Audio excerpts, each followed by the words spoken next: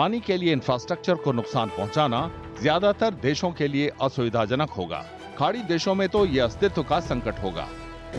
Iran के लिए Israel और अमेरिका के साथ तनाव बढ़ने पर एक महत्वपूर्ण कमजोरी सामने आई है, खारे पानी को मीठा करने वाले संयंत्र। गल्फ कोऑपरेशन काउंसिल के देश 400 से ज्यादा संयंत्र संचालित करते हैं।